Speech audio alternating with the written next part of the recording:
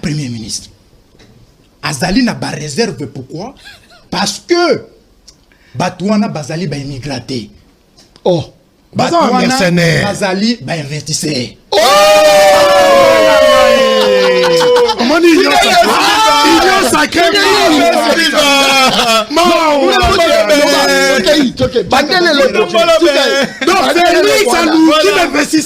Investisseur, tout le monde a pas entendu que bango la migra. Bateau yo moni. Bateau yo moni. Bateau yo moni. Bazali va immigrater, Bazali va investisseur. Il est diplomatie. Diplomatie.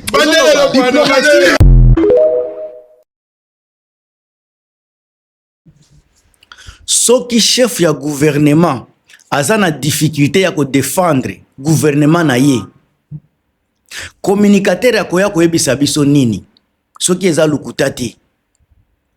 Un premier ministre aza na difficulté ya ko défendre ba réalité ya mboka, chef ya gouvernement aza ko maîtriser situation ya mboka te. Tango na yebisa kabino ete bango tout bazana ba fonction mais bazana pouvoir était bondi melaka ngai 45 selon non le premier lot selon l'information ah bah combien ouais 45 mais moi je vous informe que batindi ba technicien en construction pour batonga déjà pour na ba bazo ya bazo la peine bisika kofana parce que yon dans so bazio kolingo tongela baninga te. Pas les États-Unis a mis ses moyens pour construire pour les gens où il faut bailler. Donc, c'est le premier lot des ingénieurs. Donc, quand les États-Unis peuvent prendre des ingénieurs, vous renvoyez. Vous, les ingénieurs qui sont en Amérique, renvoyez, maître. Mais j'ai dit ceci. Parce que. Maçon, ton ingénieur. Oh, écoutez. Mais, na mukuse pas la misala maboko. Oh, bah, il n'a pas ça, mon sala maboko, on a des bosso. On a kobongi ça, et c'est comme un Félix Oazé, quoi.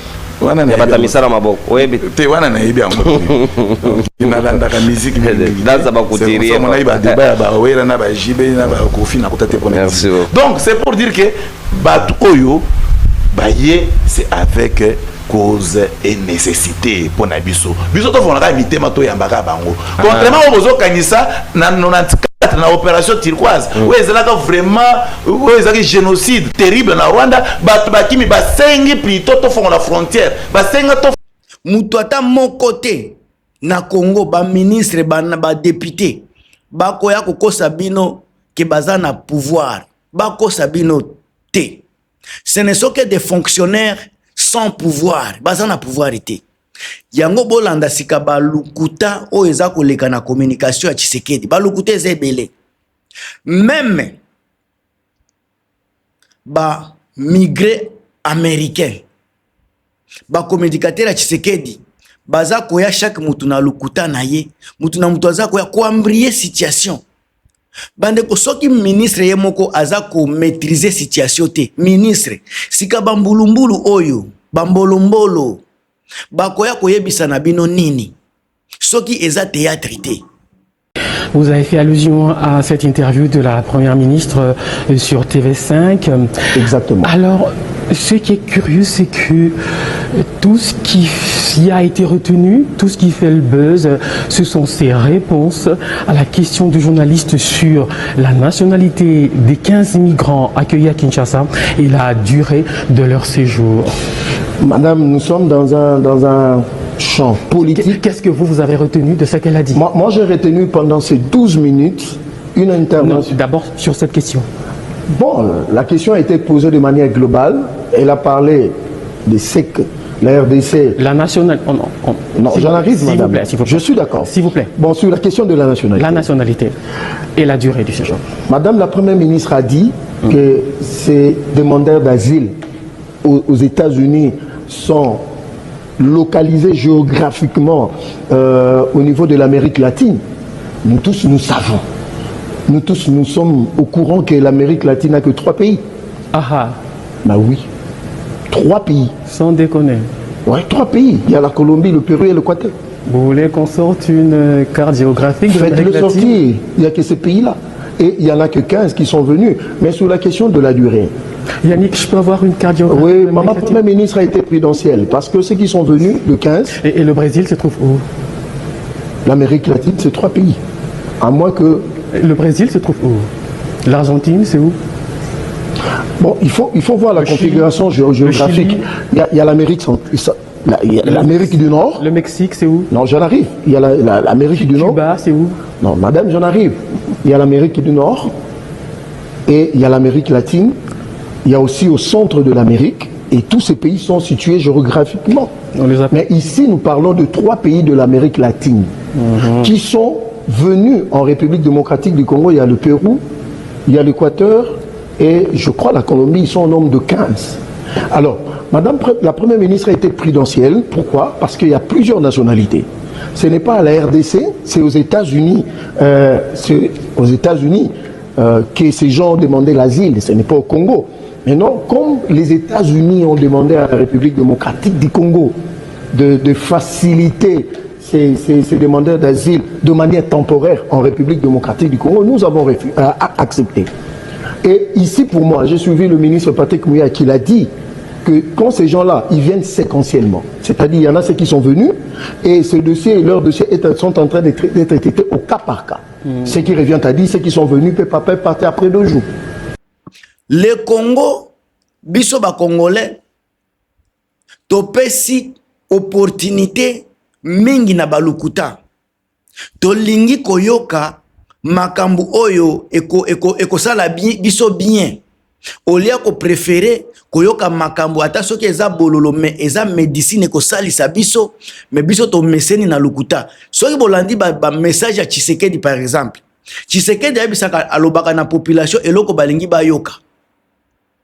Mais alobaka jamais oyo population azana balobaka jamais attentement ya population mais balobaka oyo population alingi koyoka po ba sepelisa bango yango bomona ka Tshisekedi akene na ba discours de gauche à droite même discours plein de mensonges plein de promesses parce que peuple congolais déjà bango bayebi ke peuple congolais alinga ka makambo wana yango bozomona pe ba communicateur ya Tshisekedi baza ko emboîter même logique wana ya manipulation mensongère bokoyoka makambo baza koloba ba immigré wana bakomi kobenga bango lelo ba ingénieur bakomi kobenga bango lelo soki donc ba investisseur kaka ba communicateur ya Tshisekedi nde bakoloba makambo wana et puis bao baza kolanda bango ba Tshisekediste na mouvement wana nyoso baza kobeta maboko bakomema yango na réseau bakotondisa yango na réseaux sociaux po bino bozala toujours bourré na balukuta ba désorienté bino na balukuta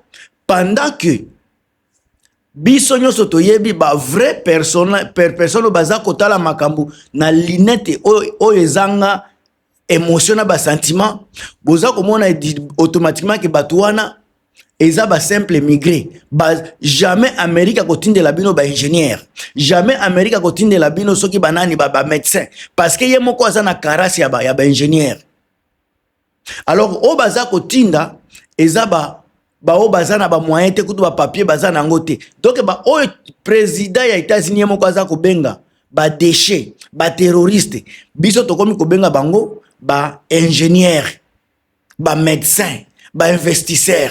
C'est ça les Congolais. Politique ya Congo soki batwana nde ba politicien vraiment. Bango bazo ça la communication ya gouvernement. C'est que pays na biso izobela. Batu oyo makambo baza koloba baza kolakisa automatiquement que mboka na biso eza malade. Régime yango moko ezobela. Soki premier ministre aza incapable à maîtriser situation ya mboka. Premier ministre nazoba musute premier ministre Judith aza ko maîtriser makambo ya mboka te yende chef ya délégation chef ya gouvernement ministre nyoso aza sous-tutelle na ye mais aza incapable ya ko défendre Congo aza incapable ya ko maîtriser makambo zoleka na mboka aza incapable ya ko lobela mboka. Mais français moulaï, mais il y a des gens qui bazako défendre ye ki bien. Et ça n'a pas bazako défendre ye. Kaka ba communicateur à Tshisekedi. Pourquoi? Parce que ba communicateur ils ont compris que les Congolais est dupe. Il suffit qu'on ça y est. il faut que ça la ba émission kaka pona ko embrier ba ko cerveau na bango ba réfléchir ka mingi te ba congolais ba ko comprendre. C'est ça idéologie ya bato ya IDPS. Bandeko tola muka Congo na biso ezo kambama na ba inconscient. Mboka na biso eza dirigé na ba inconscient. Incapable ya ko trouver solution na ba salaire ya ba fonctionnaire public. Incapable ya ko trouver solution na ba salaire na nini na ba solution na ba nini na ba salubrité na kati ya mboka Congo. Incapable ya ko trouver solution na division o ekoti na mboka na biso. Lelo ndenge makambo eza ko kende lobi boko pesa nga raison na makambo naza ko pesa naza ko loba na kati ya ba émission. Tozokende na situation moko dramatique na mboka na biso. Dramatique. Nyonso wana pourquoi ba élite congolais les Congolais n'ont pas d'élite. Ba élite congolais baza corrompu. Ba politique, ba politicien congolais baza corrompu. Tout le monde baza ko s'entourer na makambo libumu. Na kolia nini? Tokolia tour na biso. Ce qui tue le Congo yango wana eloko mususu te. Un communicateur intelligent qui a des enfants azana bana atanga pe. Mais azakoya quand même koko sabatuke ba périvier wana bandeko na biso ba immigré wana baza ba ingénieur baza ba investisseur. Et puis le Congo baza ko acclamer. Ministre azakoye ba pété pendant combien de temps? Bah, ils temporaire, mais temporaire à combien de temps? Il y a 2 mois, il y a 6 ans, il y a 4 ans. Parce que batona bakobota na Congo. Pour se stabiliser na Congo, il faut abota.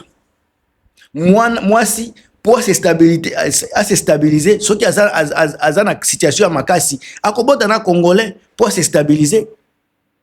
Mobile akobota pe na Congolaise pour se stabiliser. Bana wana déjà bazako ya ba mélange.